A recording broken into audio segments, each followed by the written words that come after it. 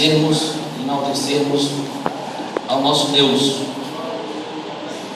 Quero ler um texto que está em João 18, 10, quarto livro do Novo Testamento, Evangelho de João, capítulo 18, versículo 10. O Evangelho de João é considerado por muitos o Evangelho do Filho de Deus, porque o escritor sagrado apresenta um Jesus como o Filho de Deus, o homem divino, enquanto Mateus apresenta um Jesus rei dos judeus, Marcos um Jesus servo, Lucas um Jesus que recebe o título Filho do Homem, e João, Jesus, o Filho de Deus. O texto diz assim: então Simão Pedro puxou da espada que trazia e feriu o servo do sumo sacerdote, cortando-lhe a orelha direita. E o nome do servo era Malco. Amém. Somente esse versículo para a nossa breve meditação. Quero ser bem sucinto nesta noite. Com certeza estaremos ouvindo mais palavras de Deus que serão úteis para a nossa edificação em Cristo Jesus. Eu sempre gosto de dizer que quando estamos reunidos nesse lugar sagrado, aqui dentro tudo pode acontecer. Eu gosto de usar aquele termo lá de Atos, e de repente todos foram cheios do poder de Deus. De repente aqui dentro você pode receber o seu milagre.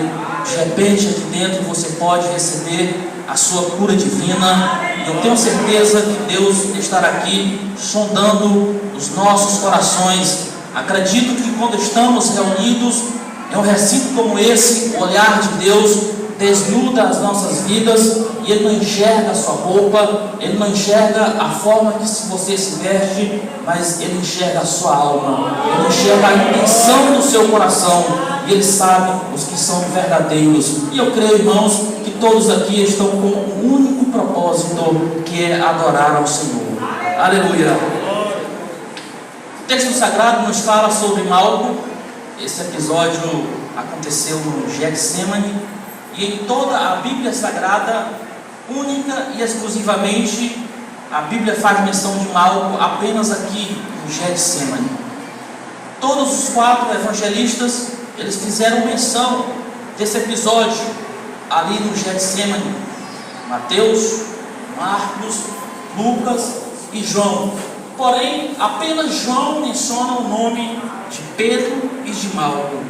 Os demais evangelistas, eles falam que quem teve a sua orelha cortada foi um servo do sumo sacerdote. Apenas João diz, ou faz menção do nome de Pedro e de Malco.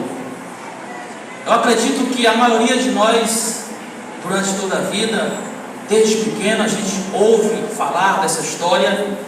A gente escuta muito que Pedro cortou a orelha de um soldado. Eu, pelo menos, já ouvi muito isso, aprendendo desde pequeno, os pregadores, e acredito que até em louvores tem, que Pedro cortou a orelha de um soldado. Porém, não era um soldado. Malco não era um soldado, porque os evangelistas falam claramente que ele era um servo do sumo sacerdote. Eu não sei, irmão, se você em algum momento já teve a curiosidade de se aprofundar um pouco mais para saber qual era a função de um servo do sumo sacerdote, para saber qual eram os requisitos necessários para uma pessoa tornar-se ou ser chamada de servo do sumo sacerdote. E existiam alguns requisitos a serem preenchidos para uma pessoa tornar-se a ser servo do sumo sacerdote. E um dos requisitos para uma pessoa, na verdade, o servo do sumo sacerdote, ele era um aluno do sacerdote. E a história diz, a Bíblia Sagrada não fala, mas a tradição e os estudiosos, eles dizem que o servo do sumo sacerdote, ele era um aluno da escola de sacerdotes. Porque como nós lemos na Bíblia Sagrada, havia a escola de profetas. E pouco se fala sobre a escola dos sacerdotes. Havia também a escola dos sacerdotes ali em Israel. E então o aluno, o candidato, ele estudava cerca de 5 a 8 anos nessa escola, com o objetivo, com o sonho, com o ministério dentro do seu coração para ser um sacerdote. Alguns historiadores falam que esse Malco, ele já estava no último estágio do seu estudo, ou seja, eles estavam faltando pouca coisa para receber a unção de sacerdote. Então, tal que ali naquele episódio de Jesus, no Getsemane, ele estava representando o sumo sacerdote. O sacerdote não foi, mas Malco foi representando o sumo sacerdote. Ou seja, Malco era alguém de grande importância. Malco não era apenas mais um no meio daquela multidão de soldados, mas ele era alguém de grande confiança, tão tal que ele se aproximou de Jesus. Ele se aproximou dos discípulos de Jesus em uma multidão que diz a história que eram cerca de 600 soldados da guarda pretoriana que ali estavam. Era muita gente que foram para prender Jesus, e Malco se aproximou de Jesus porque ele era alguém de grande importância ali no meio do sinédrio. Pois bem, queridos irmãos, havia requisitos para uma pessoa ser sacerdote, e um dos requisitos era fazer parte da tribo de Levi. Só eram sacerdotes aqueles que faziam parte, que eram descendentes da tribo de Levi. Um outro requisito para a pessoa se candidatar a ser um sacerdote, ele não poderia ter defeitos físicos, não poderia ter defeitos no seu corpo. Um outro requisito é que ele teria que estudar de 5 a 8 anos. E um outro requisito é que ele teria que receber a unção, ou seja, no final do estágio ele era ungido a sacerdote. E como é que acontecia esta unção? O sumo sacerdote pegava o óleo e ungia a sua orelha direita. Por isso os escritores sagrados fazem questão de mencionar que foi a orelha direita. Os escritores sagrados poderiam apenas dizer que a orelha de Malco foi cortada, mas não, eles fizeram questão de mencionar que foi a orelha direita. Por que a orelha direita? Porque exatamente no momento da unção, o sumo sacerdote ungia a orelha direita, o dedo polegar direito da mão e o dedo polegar direito dos pés. Era o ato de ungir uma pessoa a sumo sacerdote. Queridos irmãos, naquele momento que Pedro cortou a orelha de Malco, como dizem alguns pregadores, eu imagino a cena, era uma madrugada escura, e quando Malco sentiu que a sua orelha foi cortada, ele passou a mão e viu sangue, sentiu sangue. Acredito que naquele momento juntou a dor física com a dor da perda do seu ministério, porque Malco, ele tinha um ministério, e qual era? Ser um sacerdote. E na época, irmãos, o cargo de sacerdote, ou de sumo sacerdote, era um cargo de alta importância. É como que fosse o presidente de um país nos nossos dias atuais. Ele geria tanto a questão de políticas, religiosas, como jurídica. Ou seja, era alguém de grande importância. E este Malco, ele tinha este sonho, ele tinha esse objetivo de ser um sacerdote.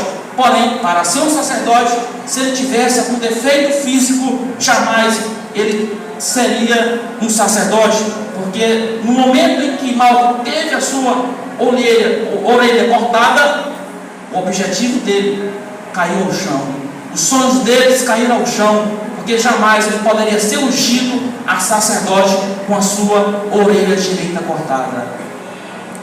A Bíblia Sagrada não nos diz se a orelha de Malco foi decepada, caiu ao chão, mas diz que foi ferido.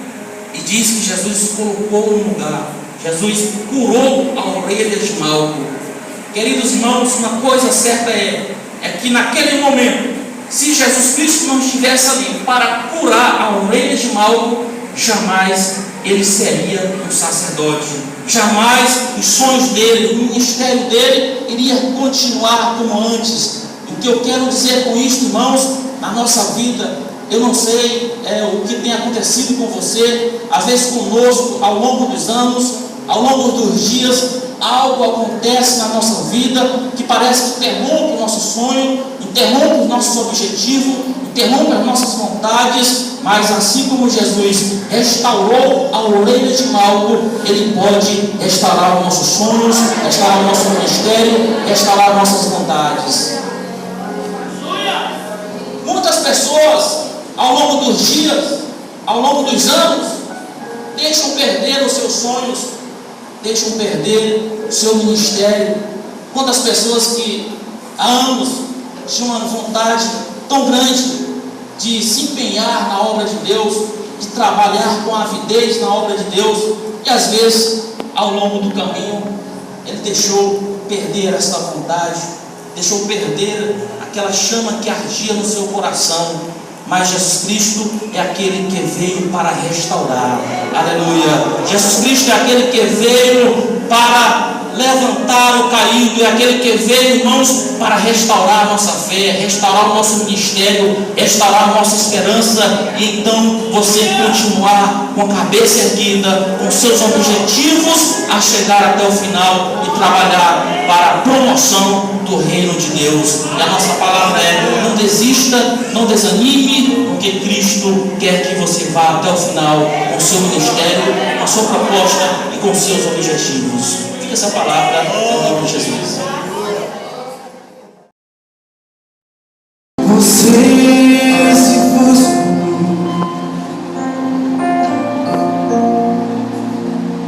te entregou no meu lugar e me deu uma nova chance. Eu vou recomeçar. Vou deixar na cruz passou, tudo que ficou parado.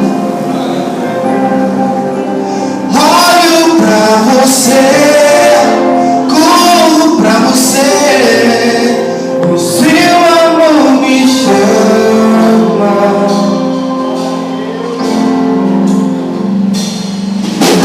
Posso vir na cruz, carregando minha dor.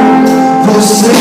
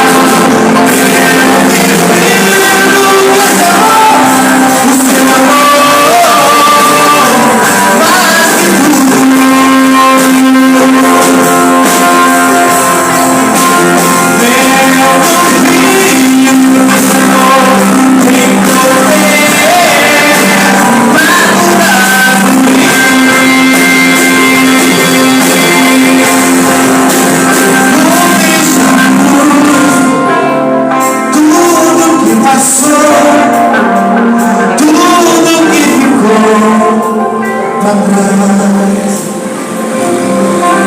E olho pra você, corro pra você, o seu amor me chama.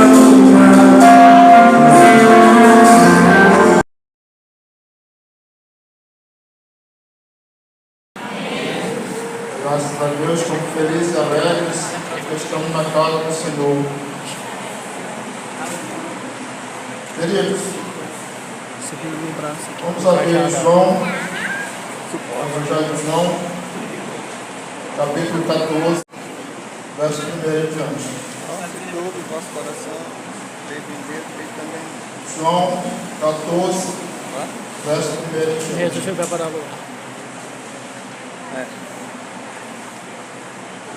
Então diz assim a palavra do Senhor: não se turbe o vosso coração, crede em Deus, crede também em mim. Na casa de meu Pai há muitas moradas. Se não fosse assim, eu vou teria dito, pois vou preparar-vos lugar. E se eu for e vos preparar lugar, virei outra vez e vos levarei para mim mesmo, para que onde eu estiver, estejais vós também. Mesmo vós sabeis para onde vou e conheceis o caminho. Disse-lhe Tomé: Senhor, nós não sabemos para onde vais, e como podemos saber o caminho? Somente esse versículo. Queridos amados irmãos, o texto sagrado vai falar sobre as últimas instruções que Jesus passa para os seus discípulos. Então, a partir daquele momento, Jesus ele sabia que ia passar as suas últimas instruções para os seus discípulos. Ou seja, o Senhor já sabia que logo após a sua morte e ressurreição, ele seria levado aos céus. Meus irmãos? Então, logo após, os discípulos iriam passar por provas, iam passar por tribulações, iam passar por perseguições. Glória a Deus. E seria levado às arenas, mortos. Ou seja, Jesus estava preocupado, porque os discípulos estavam passando por um momento difícil. Logo após, lá embaixo, os discípulos estavam preocupados também da mesma forma, porque Jesus seria levado aos céus. Glória a Deus, aleluia. Amados, mas ele traz uma palavra de conforto para os seus discípulos, para cada um de nós nesta noite, como ele diz: não se turbe o vosso coração. Glória a Deus, aleluia. Porque os discípulos iriam passar por grandes lutas, iriam passar por grandes perseguições, porque não é fácil levar a palavra de Deus, não é fácil ser um grande líder. Meus irmãos? Então, Jesus ele fala: não se turbe o vosso coração, igreja. Por que não se turbe o vosso coração? É porque muitas vezes nós estamos preocupados com o dia de amanhã, com o nosso futuro, o que será de amanhã. Por isso Jesus ele vai falar para o nosso coração nesta noite: não se turbe, não se preocupe com o que vai acontecer amanhã. Não se preocupe se vai faltar alguma coisa na sua casa. Não se preocupe com o que você vai passar no seu trabalho, na sua escola, ou até mesmo dentro da casa do Senhor. Jesus ele está falando para mim e para você: não se turbe o vosso coração, Ele estará conosco todos os dias de nossas vidas. Louvado seja o nome do Senhor. Então, meus amados irmãos, Jesus ele está falando: não se turbe o vosso coração. Por isso, os seus discípulos estavam preocupados, porque ele ia passar por um momento difícil. Aleluia. Então, meus amados irmãos, muitas das vezes nós estamos preocupados. Nós estamos aqui nesta noite, nós deixamos algo para trás, nós deixamos algo para nós resolvermos em nossas casas, algo para nós resolvermos amanhã. Hoje pela manhã, na escola bíblica dominical, nós aprendemos a palavra-chave: ansiedade. A ansiedade está muito presente no meio da igreja. Nós sabemos que a ansiedade ela não é muito boa no meio da igreja.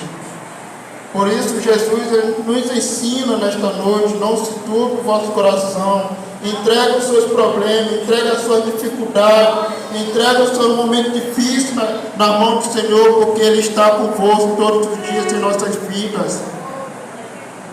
Louvado seja Deus. Estamos diante de um banquete maravilhoso. O que significa esse banquete? É onde nós iremos lembrar o sacrifício de Jesus que Ele teve por cada um de nós, por cada vida que está aqui nesta noite.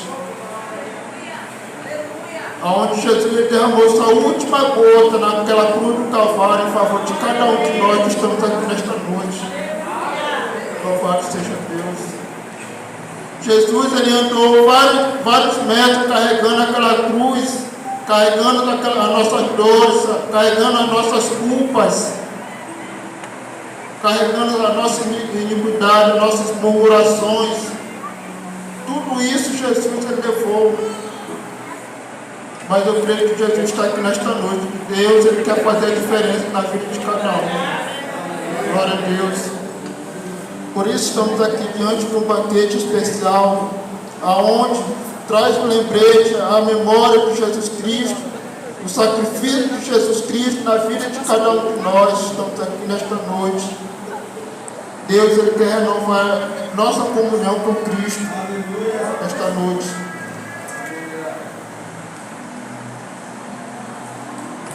Esse banquete não é um banquete qualquer, não. Esse banquete é para renovar a nossa comunhão com Deus. Para que Deus ele possa perdoar os nossos pecados, as nossas fraquezas.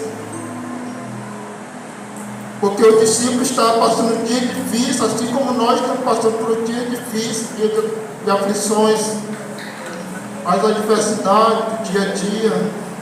Minha conta. Daqui a pouco nós vamos alimentar esse banquete especial para que Deus possa nos renovar a cada dia mais a nossa comunhão, a nossa intimidade com Deus. Jesus ele fala: não se turbe o seu coração. Não importa o problema que você está passando, seja lá na sua casa, no seu trabalho, ou até mesmo na igreja, ou até lá fora. Jesus ele fala: não se turbe o seu coração. Não se turbe o vosso coração. Deus ele está passo a passo na sua vida. Deus ele está cuidando de tudo. Nós cremos nesta palavra. Quem pode glorificar esta palavra em nome de Jesus? Então, meus amados irmãos, não se turbe o seu coração. Creia em Deus e também em mim. Na casa de nosso Pai há muitas moradas. Com que nós nos preocupamos? A preocupação é algo normal em nossas vidas, nossa vida cotidiana, dia a dia. Aleluia. Não se turbe o vosso coração, igreja. Eu não sei o que você está passando, eu não sei a forma que você chegou aqui nesta noite. Mas da mesma forma que você entrou, tenho certeza absoluta que você vai sair daqui diferente. Você vai sair daqui cheio da graça do Senhor Jesus Cristo. Você vai sair daqui mais renovado. Você vai sair daqui com um pensamento diferente. Aleluia. Creia nesta palavra. Não se turbe o seu coração. Eu agradeço a oportunidade em nome de Jesus.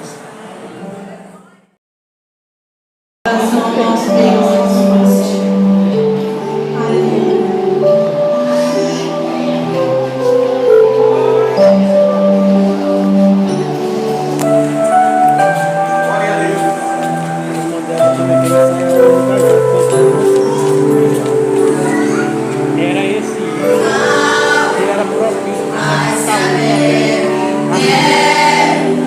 Não, peraí, estou errado.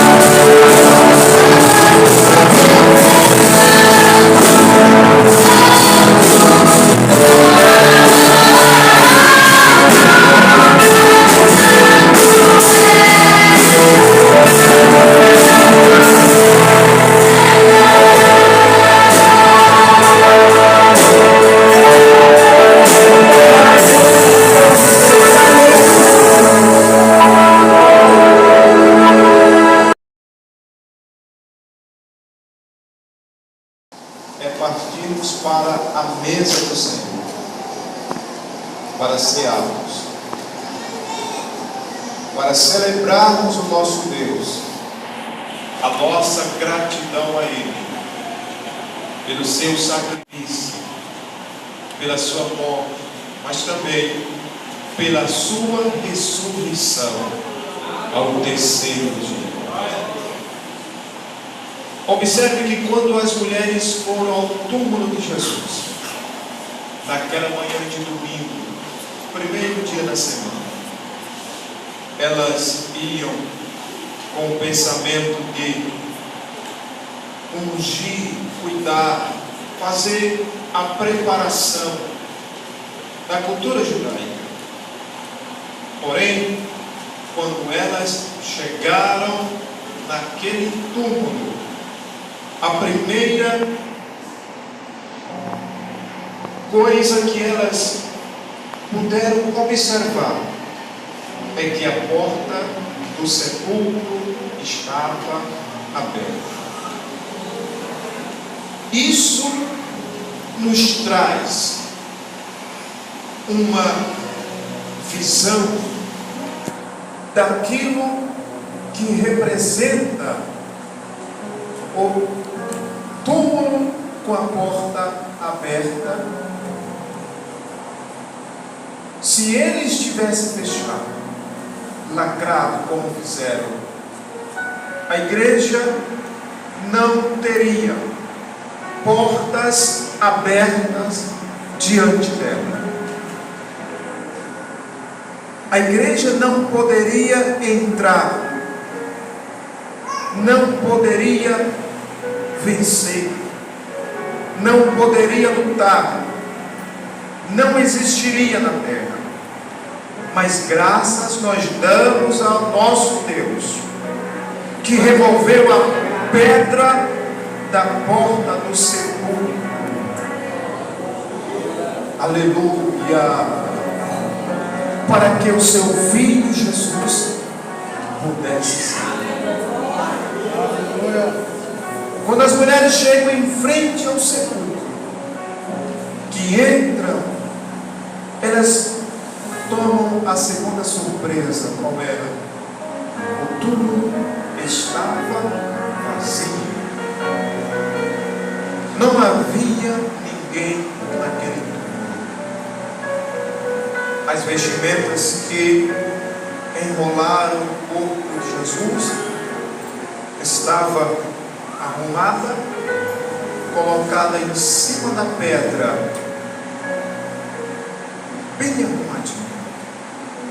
Sabe o que isso quer dizer? É que nosso Deus é um Deus de organização, é um Deus organizado, é um Deus que faz tudo bem feito, é um Deus que faz tudo na minha e na tua vida perfeitamente. Louvado seja o nome do Senhor por isso. Pedra removida, sepulcro vazio. Igreja vitoriosa, igreja santa, igreja poderosa, igreja de autoridade, igreja de santidade, igreja que tem compromisso com o reino dos céus, não com o mundo, mas com o reino dos céus. Igreja que mesmo aqui na terra, enfrentando o que enfrentam, mas sempre seremos vitoriosos em Cristo Jesus, porque o sepulcro está vazio. Nós estamos aqui nesta noite porque Ele ressuscitou dos seus.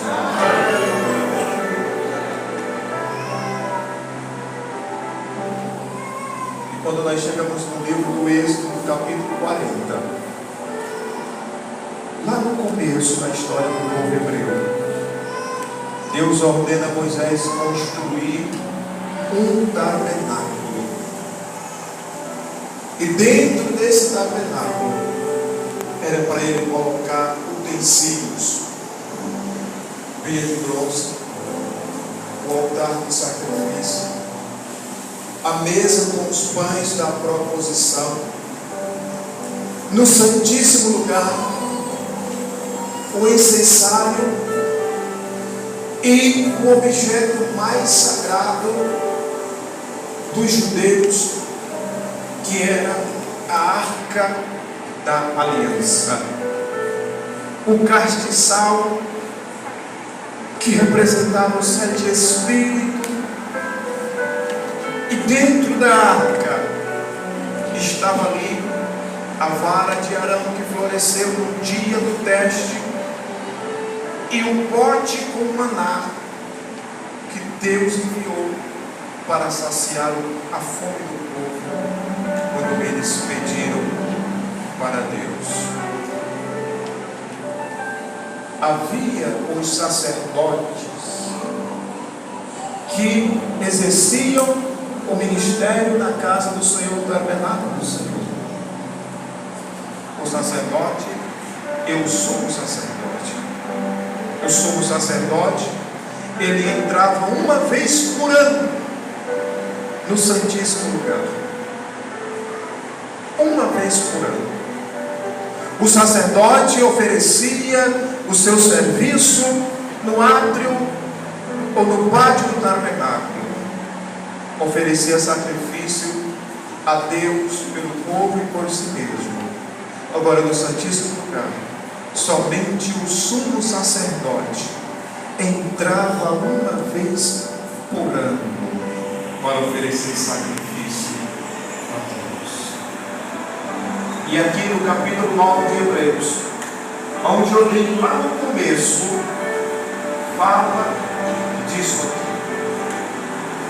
O escritor vai falar do sacrifício que os sacerdotes ofereciam.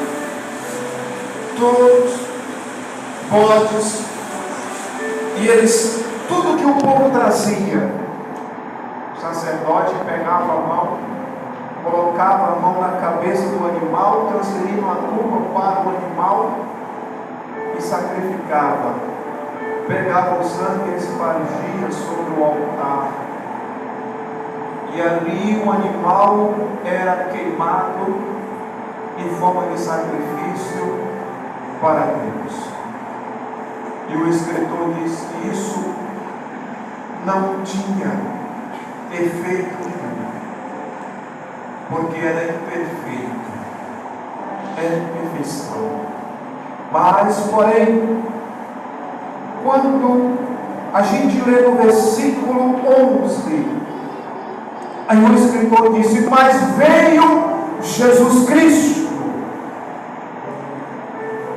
o sumo sacerdote, o perfeito, aquele que ofereceu uma só vez o maior e mais importante sacrifício, porque toda vez o sacerdote tinha de oferecer sacrifício pela culpa do povo.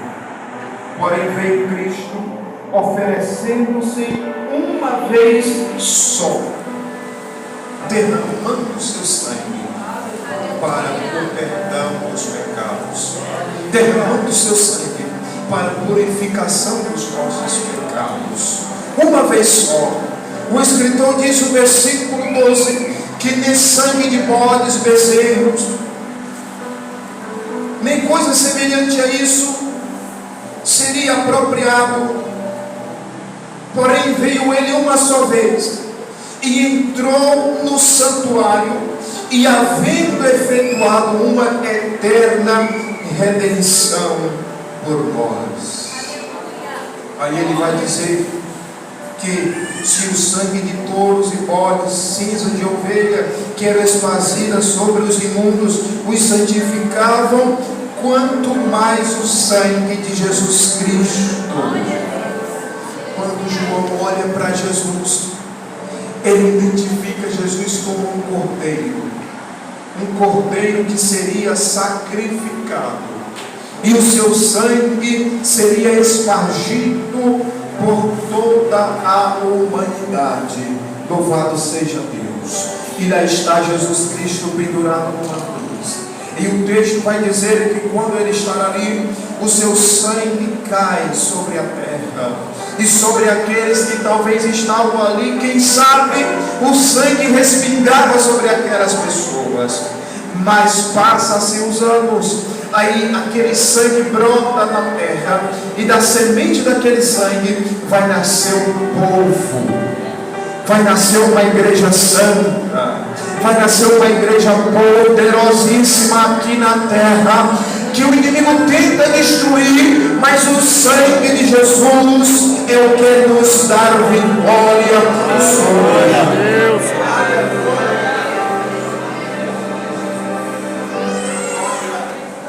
O mediador do povo entre Deus era o sacerdote. Agora Cristo é o nosso mediador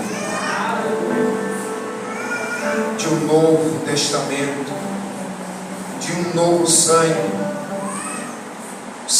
este derramado por nós, intervindo na morte para a remissão das nossas transgressões. Louvado esteja o nome do Senhor.